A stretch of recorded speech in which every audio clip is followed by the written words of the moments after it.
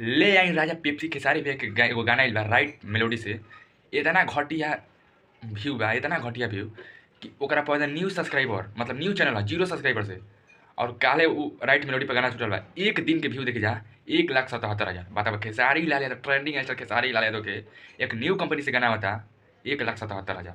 बताएंगे अभी तक आप लोग नहीं सुन लेते, जाकर सुन लीजिए राइट मेलोडी से, यह है गाना। और देख सकते हैं एक दिन में 1,77,000 व्यू बा भैया, कितना घटिया। एगो चैनल रहे नींबू खरबूजा जो ना पाई रहे वेस्ट भोजपुरी से, एकदम नया चैनल रहे 0 सब्सक्राइबर से। जो ये आयल जगह कर फार कर एकदम सब्सक्राइबर एकदम 1 मिलियन वही गाना से हो गया है। वही गाना से 250 मिलियन वो गाना पार कर चुकल बा। और वही गाना से 1 मिलियन 1.5 मिलियन होकर बा वो चैनल पर सब्सक्राइबर।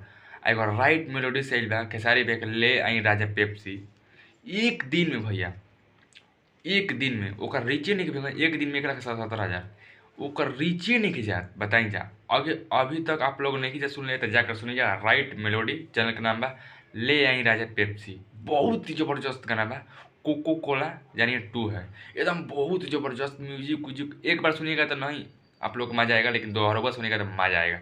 जाकर एक बार जरूर सुनिए आप लोग, रिक्वेस्ट।